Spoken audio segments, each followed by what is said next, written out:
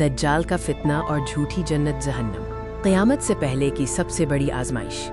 हम उस दौर की बात कर रहे हैं जब दुनिया एक ऐसे इम्तिहान से गुजरेगी जो इंसानियत के लिए सबसे बड़ा इम्तिहान होगा। एक स्याह रेगिस्तान जहां तूफान के बादल छाए हैं और उस स्याह आसमान के नीचे एक रहस्यमयी लाल रोशनी उभर रही है जो एक भयंकर आगमन का संकेत है। नरेटर भावुक और शक्तिशाली।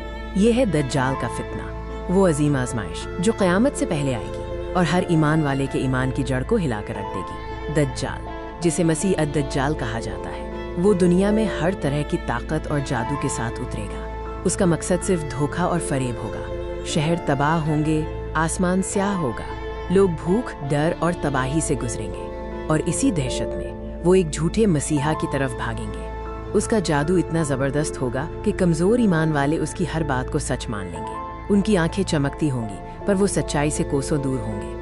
दज्जाल अपने साथ एक जन्नत और एक जहन्नम लेकर आएगा, लेकिन ये दोनों ही सरासर झूठ और धोखा होंगे। उसकी झूठी जन्नत देखने में बेहद खूबसूरत होगी, बहते दरिया, रोशनी और हर तरह की खुशियाँ। एक ऐसी जगह जो हर किसी को अपनी तरफ खींचेगी।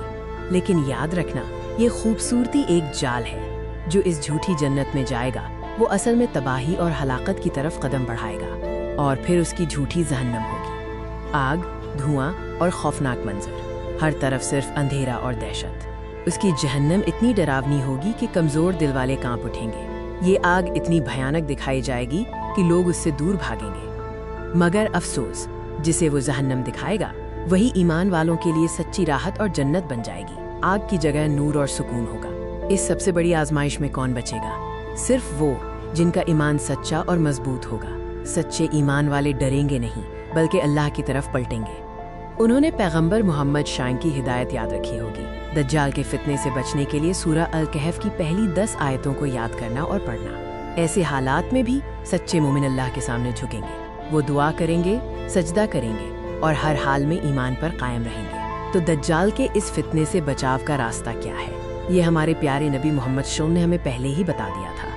पैगंबर मोहम्मद शे ने हमें आगाह किया था कि दज्जाल के फितने के वक्त हमें अल्लाह से मजबूती से जुड़े रहना होगा और उसकी झूठी ताकत से डरना नहीं है। ईमान की ताकत ही हमारी सबसे बड़ी ढाल है। हर नमाज के बाद दज्जाल के फितने से पनाह मांगना जरूरी है। अपने दिलों में तकवा और अल्लाह का खौफ पैदा कीजिए। अल्लाह अपने मोमिन बंदों को कभी नहीं छोड़ता। इस भयानक दौर के अंत में उम्मीद की एक रोशनी जरूर उतरेगी।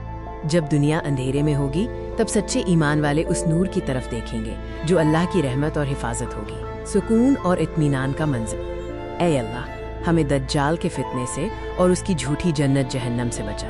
हमें अपने ईमान पर मजबूती से कायम रख। आमीन।